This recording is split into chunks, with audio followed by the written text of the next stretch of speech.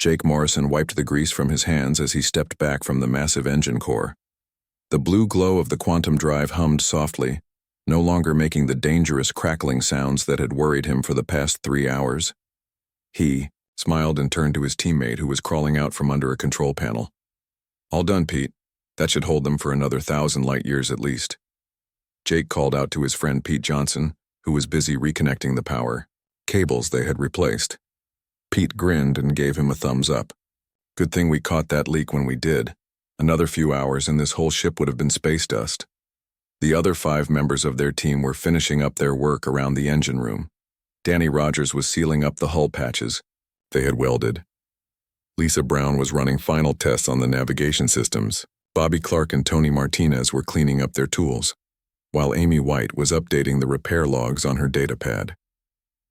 They had been working on the Zephyrian Trade Council's flagship for 6 days straight.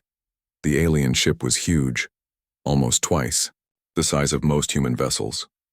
Its owners were wealthy traders who traveled between star systems buying and selling rare goods. The ship was beautiful on the outside, with smooth silver curves and bright blue lights, but the inside was a mess of old technology and poor maintenance. Jake had been surprised when the Zephyrians first asked for his help. Most alien species looked down on human engineering. They thought humans were too new to space travel and too primitive to understand advanced technology. But Jake and his team had built a reputation for fixing problems that other engineers said were impossible to solve. The quantum drive had been their biggest challenge yet. The Zephyrians had installed it wrong when they bought the ship 5 years ago. The connections were loose, the cooling system was backwards, and the power flow was completely wrong.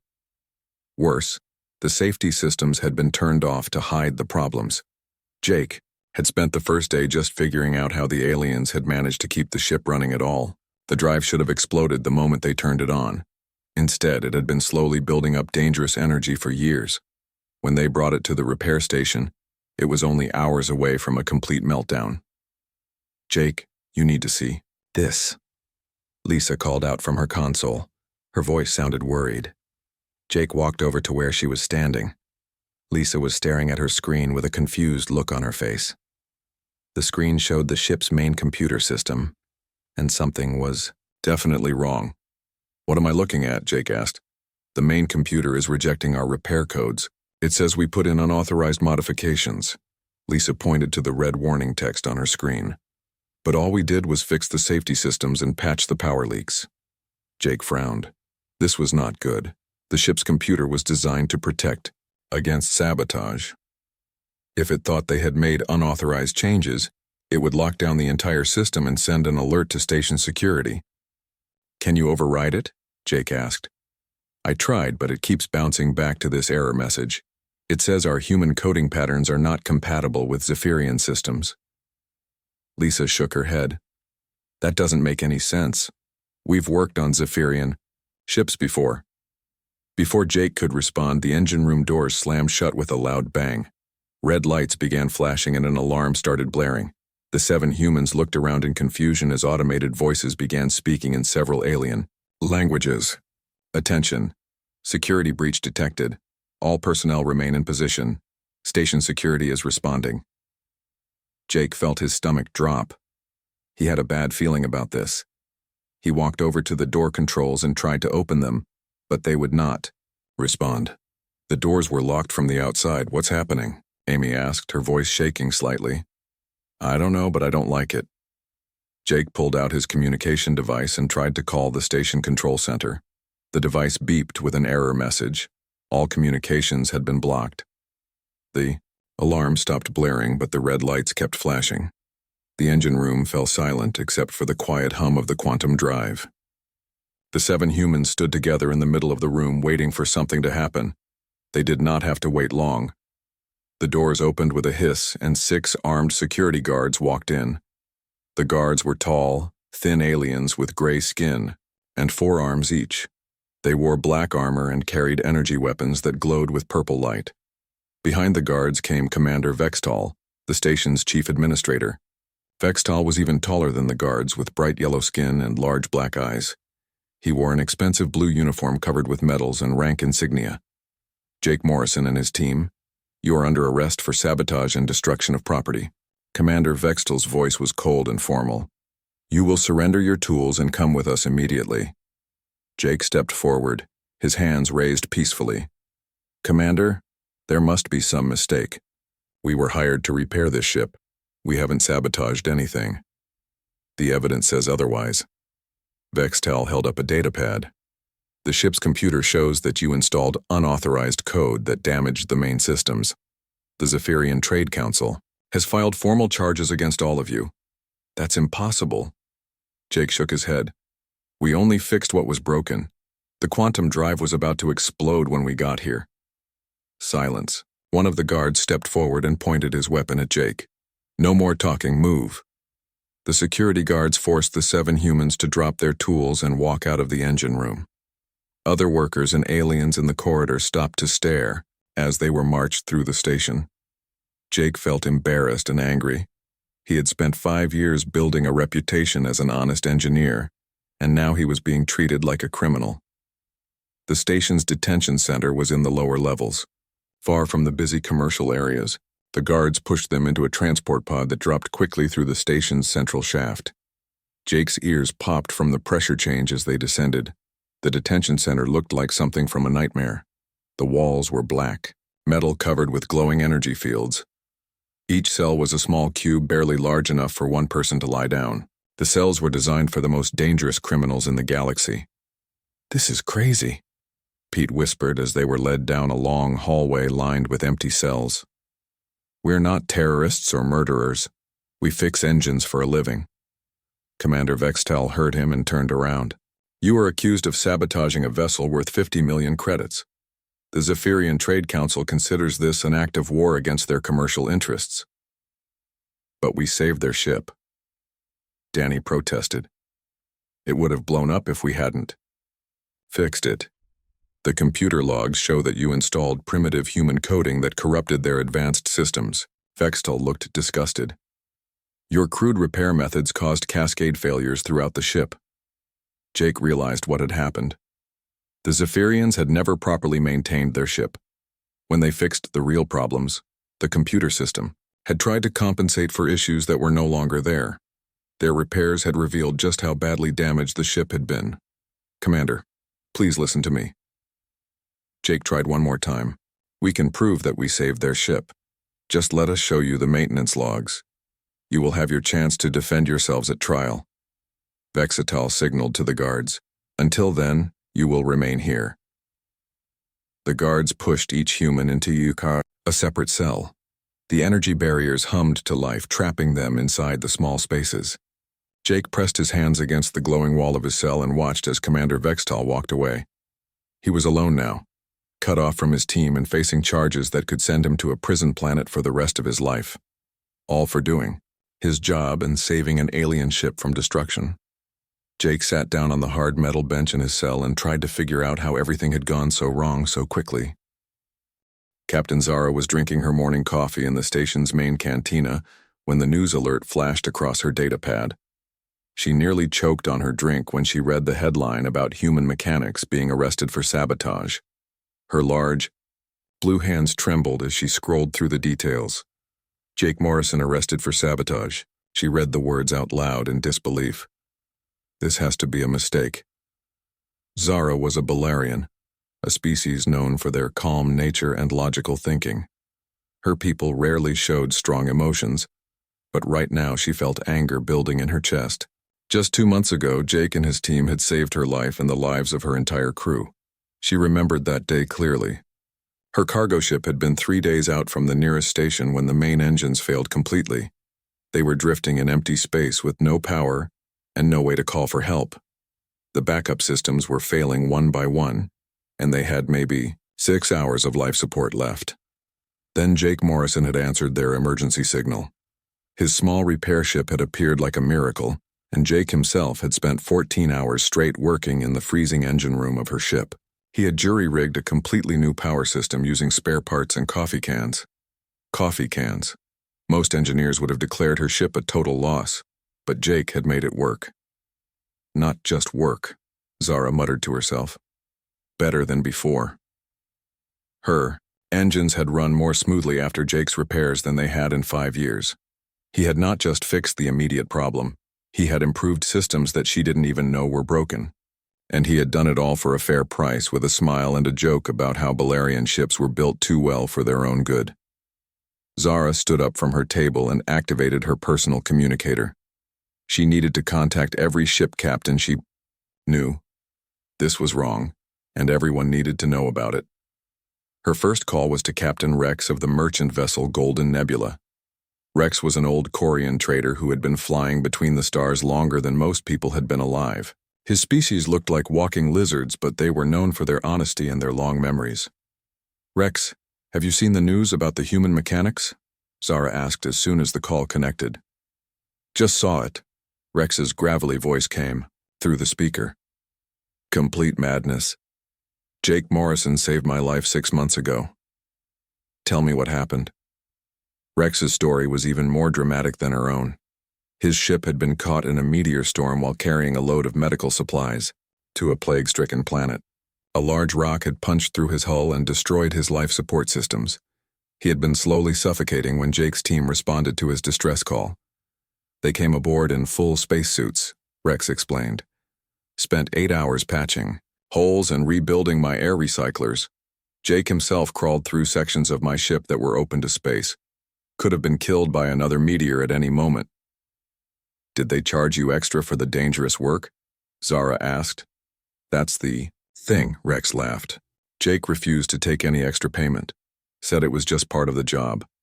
Most contractors would have demanded triple rates for that kind of risk." While Zara was talking to Rex, word about the arrests was spreading through the station's communication networks. The news traveled fast in a place where thousands of different species came and went every day. Ship captains, traders, and travelers began sharing their own stories about the human mechanics. Captain Nira of the exploration vessel Cosmic Dawn was in the middle of refueling her ship when she got the news. Nira belonged to a species called the Wanderers, tall, thin beings who spent their lives exploring unknown parts of the galaxy. She immediately sent out a message to every exploration captain in her database. "This is Captain Nira. To all Wanderer vessels. The humans who saved my crew from certain death have been falsely accused of sabotage. I need every captain who has worked with Jake Morrison's team to come forward with their testimony." The responses came back quickly. Captain Jorik had a story about how the humans had repaired his ship's sensors after they were damaged by solar radiation. Captain Mella told about the time Jake's team had restored power to her ship after it was hit by an electromagnetic pulse. Captain Voss shared how the humans had prevented his reactor from melting down during a system malfunction. Each story followed the same pattern.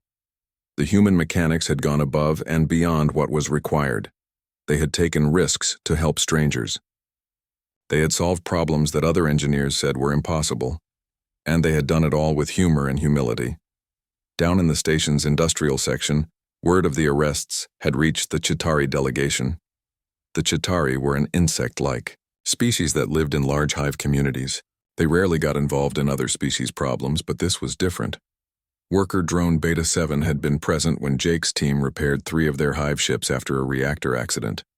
The humans had worked for 36 hours straight to prevent a meltdown that would have killed thousands of Chitauri. Beta 7 immediately contacted the Hive Queen with a formal request to intervene. The Hive Queen's response was swift and decisive. Within an hour, she had filed an official complaint with the station's governing council. The complaint detailed how the human mechanics had prevented a disaster that could have contaminated an entire sector of space with deadly radiation. Meanwhile, in the upper levels of the station where the wealthy traders and ambassadors lived, the Vorthan delegation was having an emergency meeting. The Vorthans were crystalline beings who thought in terms of mathematics and economics.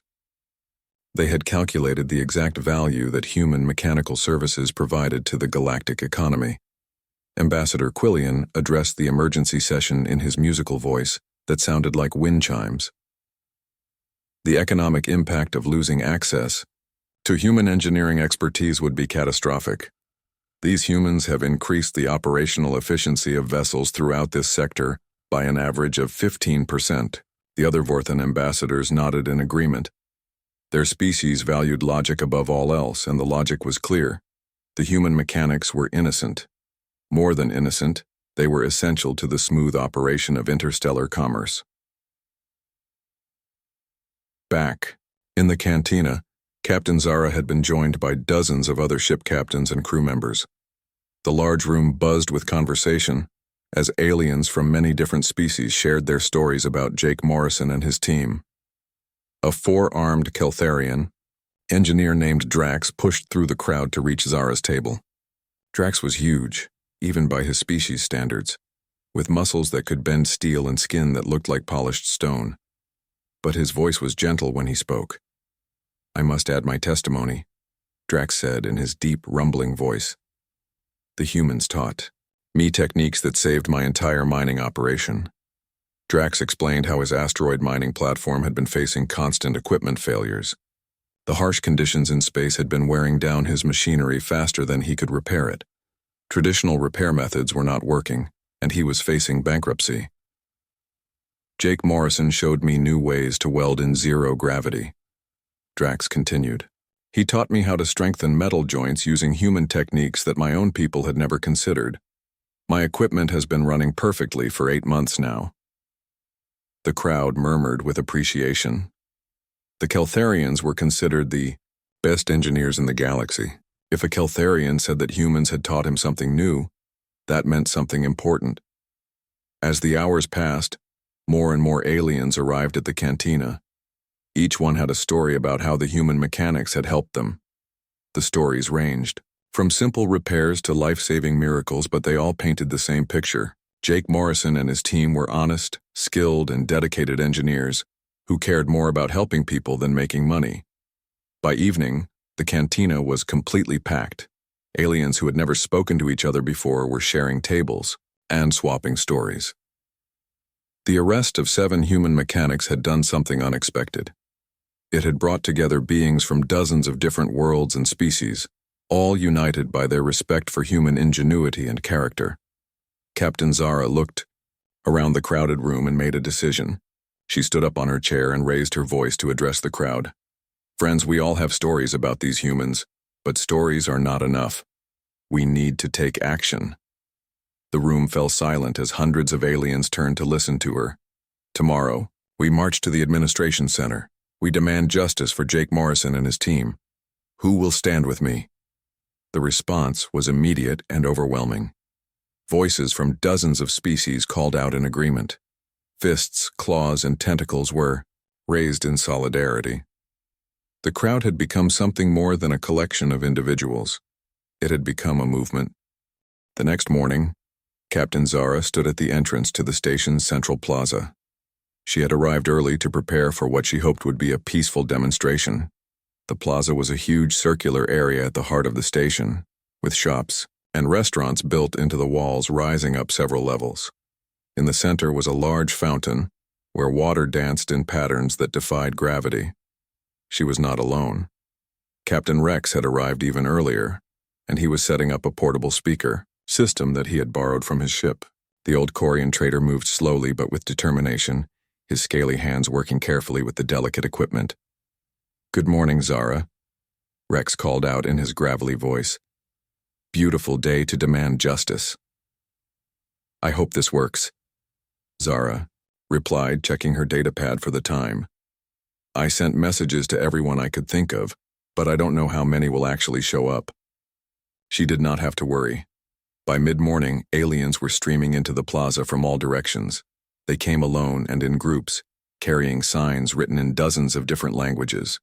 Some wore their best clothes as if attending an important ceremony. Others came straight from their jobs, still wearing work uniforms or coveralls. The first organized group to arrive was a delegation of Chitauri workers. The insect-like beings moved in perfect formation, their 6 legs clicking in rhythm. On the metal floor of the plaza, their leader, Worker Drone Beta 7, carried a formal petition signed by their hive queen. "We stand with the humans," Beta 7 announced in the clicking language of his people. A translation device around his neck repeated his words in standard Galactic. "They saved thousands of Chitauri lives. We will not forget." The Chitauri arranged themselves in neat rows near the fountain. Their presence was impressive and somewhat intimidating. Most species were nervous around the Chitauri because of their warrior-like appearance, but today their support felt reassuring. Next came the Balerian traders. Unlike the organized Chitauri, the Balerians arrived in small family groups chatting quietly among themselves. Zara was pleased to see so many of her own people supporting the cause. Balerians were not known for getting involved in protests, but the arrest of the human mechanics had clearly upset them. An elderly Balerian named Captain Voss approached Zara with a concerned expression. His blue skin was wrinkled with age, and he walked with a cane made from polished starwood. "Captain Zara, I have been thinking about this situation all night," Voss said in the formal manner of his generation. "The humans repaired my navigation system after it was damaged by solar flares. Without their help, my ship would still be lost in the Gamma Nebula." "Will you speak about it publicly?" Zara asked. "Of course. It is my duty to tell the truth." By noon, the plaza was becoming crowded. Aliens from at least 20 different species had gathered, and more were arriving every few minutes. The crowd was peaceful, but clearly angry about the situation. Signs demanding freedom for the human mechanics were held high, and conversations buzzed with stories of miraculous repairs and life-saving interventions. Captain Nira of the exploration vessel Cosmic Dawn pushed through the crowd toward the center of the plaza. The tall, thin wanderer moved gracefully through the packed space, her long arms helping her navigate between the different groups of aliens. "May I have everyone's attention?" Nira called out, her voice carrying clearly across the plaza. The crowd gradually grew quiet as aliens turned to listen. "My name is Captain Nira, and I want to tell you about the day Jake Morrison and his team saved my crew from certain death." The plaza fell completely silent. Even the children of various species stopped playing and looked toward the speaker. Nira had the natural presence of someone who had spent years commanding exploration missions into the unknown. 6 months ago, my ship was exploring an uncharted nebula. When our life support systems failed, Nira began. We were trapped in a cloud of toxic gas with no way to filter our air. My crew was slowly being poisoned, and our emergency supplies would only last 2 days. She paused to let the gravity of the situation sink in. Several aliens in the crowd nodded knowingly. Space exploration was dangerous, and equipment failures were often fatal. Jake Morrison received our distress signal from 3 star systems away. Most rescue services would have said we were too far to reach in time, but Jake pushed his small repair ship to dangerous speeds to reach us. He arrived with just 4 hours of breathable air left in our tanks. The crowd was completely focused on her story now. Parents held their children closer as they imagined the terror of slowly suffocating in the depths of space. But reaching us was only the beginning of the challenge, Nira continued. Our life support system was not just broken, it was completely destroyed. The toxic gas had corroded the filters and contaminated the recycling chambers. Any normal repair would have taken days of work in a proper shipyard. "What did they do?" called out a voice from the crowd. Nira smiled at the memory. Jake Morrison looked at our ruined life support system for about 10 minutes. Then he asked my crew to help him tear apart 3 environmental suits and a food processor. I thought he had lost his mind. Several aliens in the crowd chuckled nervously. They could picture the scene of the human engineer calmly destroying equipment while people were dying around him. For the next 6 hours, Jake and his team built a completely new life support system using spare parts, duct tape, and engineering. Genius. They connected the suit recyclers to the food processors' fans and used the kitchen's water purification system to clean our air. It should not have worked. "But it did work," asked another voice. "It worked perfectly. Not only did it clean the poison from our air, but it actually improved our ship's atmospheric quality. We breathed cleaner air during the 6 weeks it took to reach a repair station than we had in the 2 years before the accident." The crowd murmured with amazement. Stories like this were exactly why so many aliens had come to support the imprisoned mechanics. "That is not the end of the story," Nira added. "When we offered to pay Jake extra for saving our lives, he refused. He said that helping people in distress was just part of his job. He charged us only for the parts he used and the fuel to reach us." Now the crowd was getting angry. The contrast between Jake's heroic generosity and his current imprisonment was too obvious to ignore. Captain Rex stepped forward to take the speaker from Nira. The old Corian trader had been waiting patiently for his turn to address the crowd. "Have been trading between the stars for 47 years. Rex began in his deep, rumbling voice. "In that time, I have worked with engineers from every species in the galaxy. I have never met anyone with the skill and integrity of Jake Morrison." Rex told his story of being caught in the meteor storm. He described how Jake had risked his own life to crawl through sections of the ship that were open to space. He explained how the human had worked for 8 hours straight in a spacesuit, patching holes and rebuilding systems while rocks the size of buildings flew past outside. "But here is what impressed me most," Rex said, his voice growing stronger. "After Jake saved my ship and my life, he helped me file an insurance claim to cover the damage. He could have charged me for that extra work, but instead he spent his own time making sure I got a fair settlement from the insurance company." The crowd was growing restless now. Story after story painted the same picture of humans who went above and beyond to help others. Yet these same humans were locked in maximum security cells like dangerous criminals. Drax, the Keltharian engineer, stepped forward next. His massive frame towered over most of the other aliens, and his voice carried easily across the plaza without amplification. "I am Drax of the Keltharian Mining Guild," he announced. "My people are considered the finest engineers in the galaxy. We take pride in our technical skills and our knowledge of metallurgy and construction." Several aliens nodded. The Keltharians' reputation for engineering excellence was known throughout the civilized galaxy. "Jake Morrison taught me techniques that my own people had never discovered," Drax continued. "He showed me new ways to weld in zero gravity that made my equipment stronger and more reliable.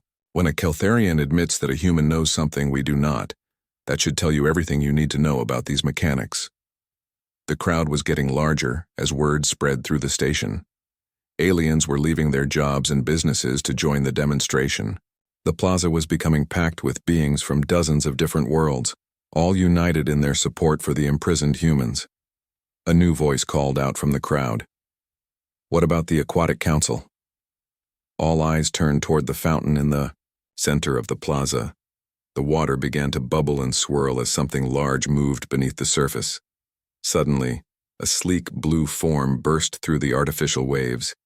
Ambassador Tidal of the Aquatic Council floated in the fountain, her gill slits fluttering as she breathed the oxygenated water. The aquatic aliens rarely left their underwater cities, and their presence at the demonstration caused excited murmurs throughout the crowd. "The human mechanics prevented an ecological disaster on our homeworld," Ambassador Tidal announced, her voice carrying clearly through the water and air. "They designed filtration systems that saved our oceans from industrial contamination. Without their help, billions of aquatic beings would have died." Commander Vextal paced back and forth in his office, his yellow skin growing paler with each step. The demonstration in the plaza had grown to over 3,000 aliens, and the noise from their chanting was reaching even his soundproofed windows. His communication system had been overwhelmed with messages from angry ship captains, trade guilds, and even government officials demanding answers. "Sir, there is another problem," Clerk 9 said nervously as he entered the office. "The Zephyrian engineers have arrived for their scheduled pickup. They are asking why the mechanics who worked on their ship are in prison." Vextal stopped pacing and stared at his assistant. "What do you mean? The Zephyrian Trade Council filed the charges themselves." "Yes, sir, but these are the actual engineers who maintain their fleet. They seem very confused about the situation." This was not what Vextal wanted to hear. He had acted quickly to arrest the humans based on the Trade Council's complaint, but now he was starting to wonder if he had made a terrible mistake. The growing protest outside his window suggested that many beings throughout the galaxy respected these human mechanics. "Send them up," Vextal said with a sigh.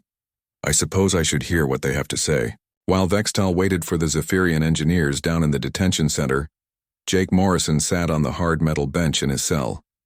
The energy barrier hummed softly, creating a blue glow that hurt his eyes. He had been trying to sleep, but the constant noise from the barrier made it impossible.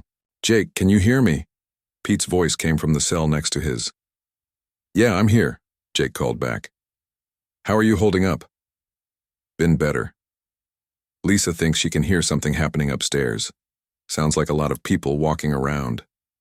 Jake pressed his ear to the wall of his cell. Pete was right. There were definitely sounds of activity coming from the upper levels of the station. Footsteps, voices, and what might have been chanting in the distance. Maybe someone is trying to help us, Jake said hopefully. In the security office above the detention center, Chief Crone was having the worst day of his career. The four-armed gray alien had been in charge of station security for 15 years, and he had never seen anything like the current situation. His holding cells were surrounded by protesters, his communication system was jammed with complaints, and now he was being ordered to conduct a full investigation of the sabotage charges. Crone pulled up the maintenance logs from the Zephyrian flagship on his computer. He had reviewed them briefly when the humans were first arrested, but now he needed to examine every detail. Something about this case was not adding up. The first thing he noticed was the ship's condition when it arrived at the station.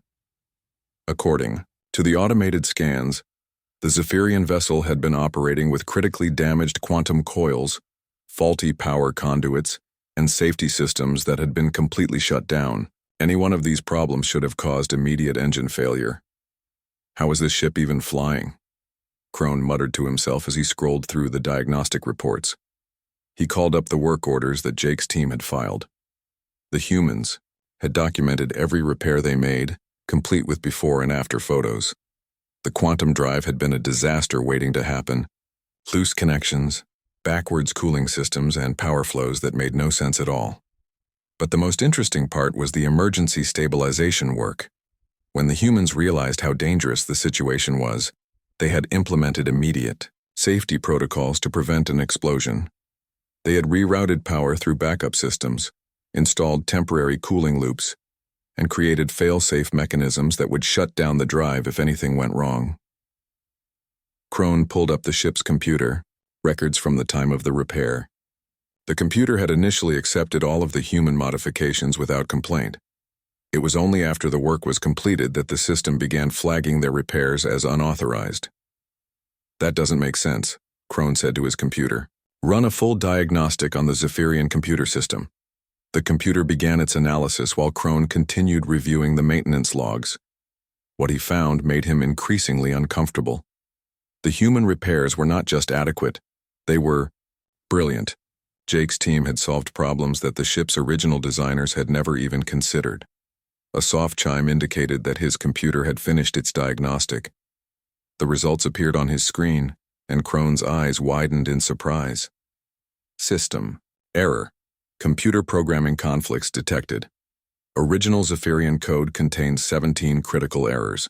Human modifications have corrected 12 of these errors and prevented cascade failure in remaining systems. Crone stared at the screen in disbelief. The humans had not sabotaged the Zephyrian ship. They had saved it from destroying itself. The computer had flagged their work as unauthorized because it was too good. Their repairs had revealed just how badly the ship had been built in the first place. He immediately called Commander Vextal's office. Sir, we have a problem. I think the humans are innocent. Upstairs in the commander's office, the 3 Zephyrian engineers were examining printouts of their ship's maintenance logs. Lead engineer Keth was a tall, elegant alien with silver skin and large purple eyes. He had been maintaining Zephyrian ships for over 30 years, and he had never seen repair work like this. Commander Vextal, I must ask you a question, Keth said politely. Why are the mechanics who saved our flagship currently in your detention center? They are accused of sabotaging your ship's computer systems, Vextal replied, though his voice lacked conviction. Keth looked confused. Sabotage? These repairs are magnificent. Look at this power routing diagram. They managed to increase our engine efficiency by 12% while making the entire system safer. He handed the printout to his colleague, Engineer Mel. The younger, Zephyrian studied the diagrams with growing amazement. Keth, look at how they reinforce the quantum coil mounting brackets. I have been trying to solve that vibration problem for 2 years. They fixed it using coffee cans and metal tape. Coffee cans? Vextal asked weakly. Human beverage containers, Keth explained. They apparently make excellent resonance dampeners when properly modified. We never would have thought to try such a thing. The third engineer, an elderly female named Vexa, was reviewing the computer diagnostic logs. Keth, you need to see this. The human modifications prevented a complete reactor meltdown. Our ship would have exploded if they had not intervened. Keth turned to Commander Vextel with a serious expression. Commander, these humans did not sabotage our ship. They saved it. More than that, they improved it. Our computer flagged their work as unauthorized because their repair methods were so advanced that our system could not understand them. Vextal felt the blood draining from his face. Are you absolutely certain? Beyond any doubt, Keth replied firmly. These mechanics should be receiving medals, not sitting in prison cells. Just then, Chief Crone burst through the office doors without waiting to be announced. His 4 arms were carrying data pads, printouts, and computer tablets. Commander, I have completed the investigation, Crone announced breathlessly. The humans are completely innocent. Their repairs prevented a disaster that would have destroyed half of our docking bay. Crone spread his evidence across Vextal's desk. Look at these power readings. The Zephyrian ship was drawing 3 times normal power and generating dangerous energy fluctuations. The quantum drive was maybe 6 hours away from a complete meltdown when the humans started their repairs. Engineer Keth nodded in agreement. We suspected our ship had problems, but we did not realize how serious they were. We brought it here for routine maintenance, not emergency repairs. The humans' emergency protocols saved your ship and possibly hundreds of lives, Crone continued. They worked for 18 hours straight to prevent a catastrophe. The computer flagged their work as sabotage because it was programmed to reject any modifications it did not understand. Vextal sank into his chair, the full weight of his mistake crashing down on him. He had arrested 7 innocent beings and caused a galactic incident based on a computer error. Outside his window, the crowd in the plaza was still growing, and their chants for justice were getting louder. What have I done? He whispered. Engineer Keth placed a gentle hand on the commander's shoulder. You made an honest mistake based on incomplete information. The important thing now is to correct it. But the damage is already done, Vextal said miserably. Half the galaxy thinks I'm either corrupt or incompetent. The other half wants my head on a spike. Then we help you fix it, Keth said simply. We Zephyrians will stand with you and publicly acknowledge the truth. These humans are heroes, not criminals. Chief Crone was already moving toward the door. I will prepare the release orders immediately. The humans should be free within the hour. Wait, Vextal called out. How do I face that crowd? How do I explain this to 3,000 angry aliens? Engineer Keth smiled. Simple. You tell them the truth. You admit your mistake, release the humans, and ask for forgiveness. Most beings respect honesty, even when it comes with embarrassment. Vextal looked out his window at the massive crowd in the plaza. Representatives from dozens of species had come together to demand justice for 7 human mechanics. The sight was both terrifying and inspiring. You're right, he said finally. It's time to make this right. The transport pod carrying Jake Morrison and his team rose through the station's central shaft toward the upper levels. Through the transparent walls, Jake could see crowds of aliens gathered on every platform they passed. The beings were cheering and waving as the pod went by, though Jake still did not understand why.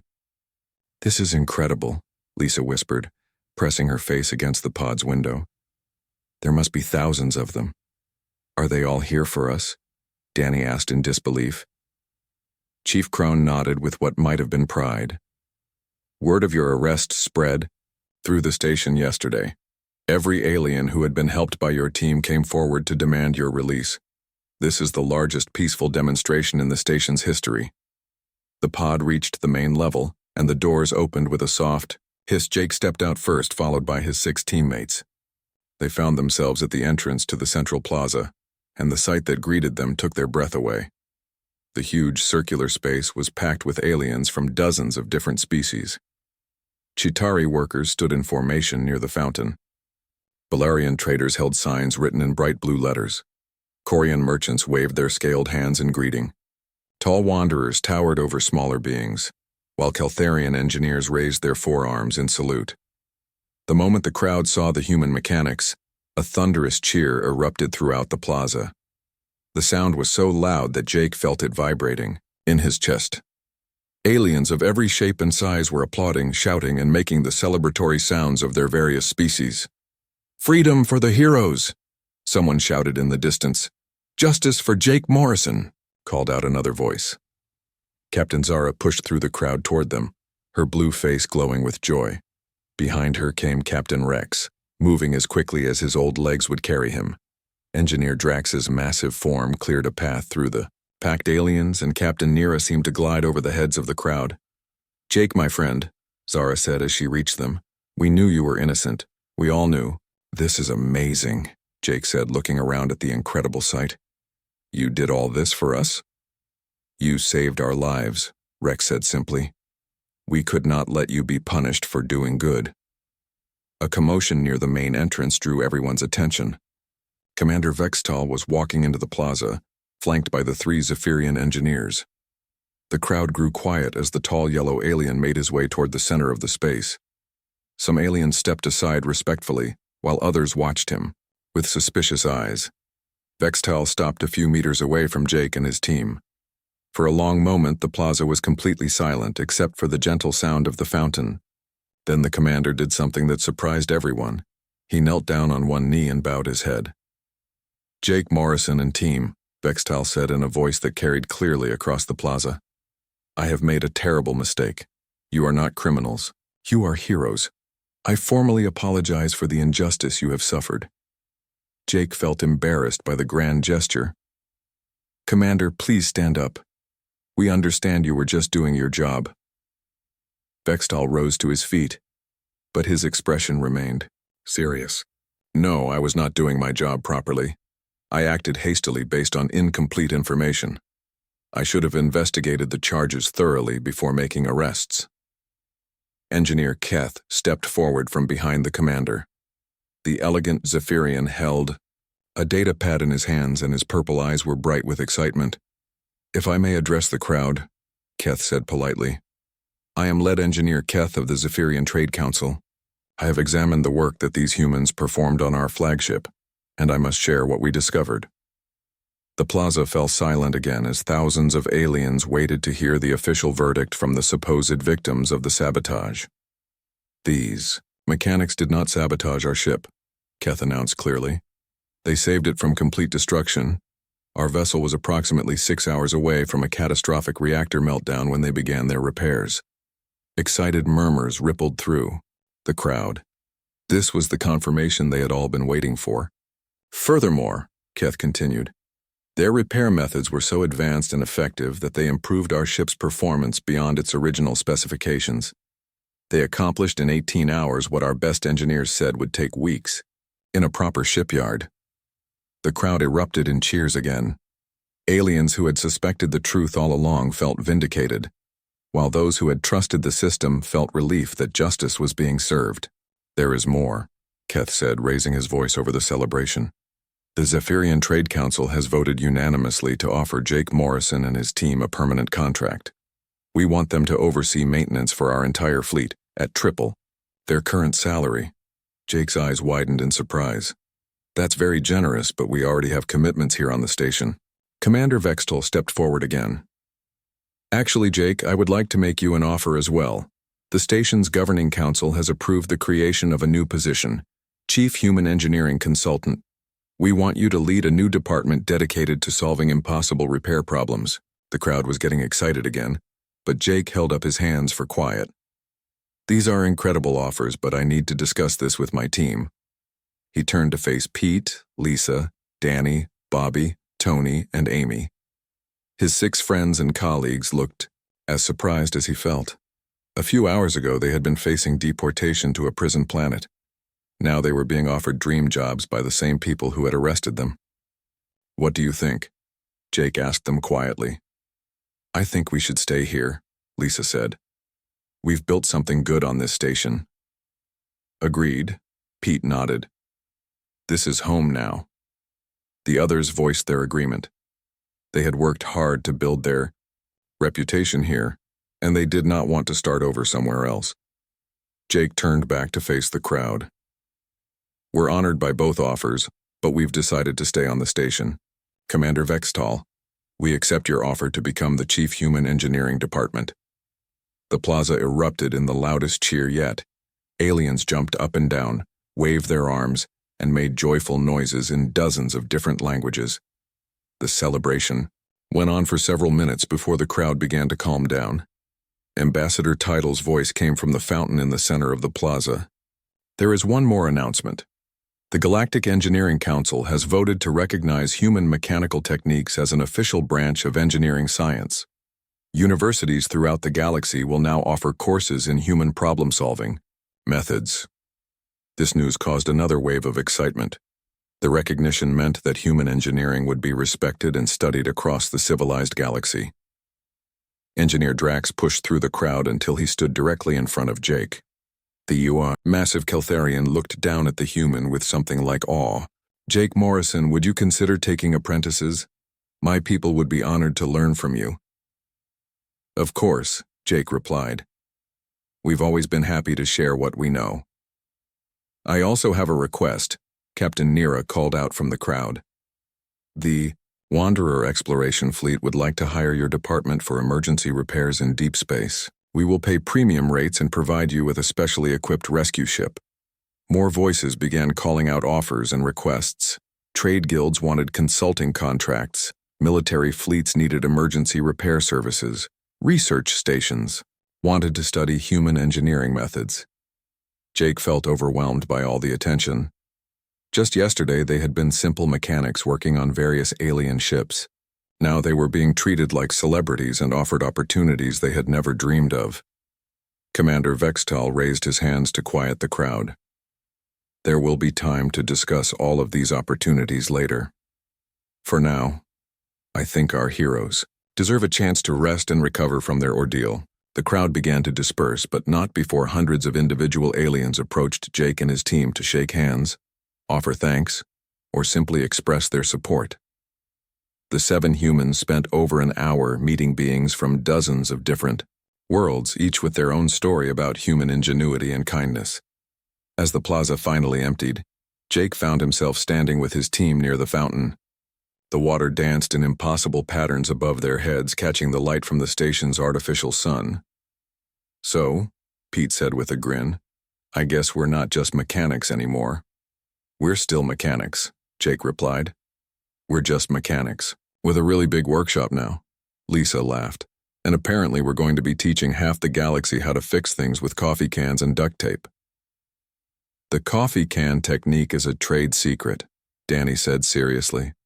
We can't just give that away for free. The team laughed together as they walked toward their new department headquarters. Commander Vextal had given them an entire level of the station's engineering section, complete with advanced workshops and guest quarters for visiting engineers. As they walked, Jake reflected on how quickly everything had changed. 3 days ago, they had been 7 humans trying to make a living fixing alien spaceships. Now they were the Chief Human Engineering Department, with recognition from the Galactic Engineering Council and job offers from across the galaxy. But the most important thing had not changed. They were still a team, still dedicated to helping people solve impossible problems, and still committed to the idea that any machine could be fixed with enough creativity and determination.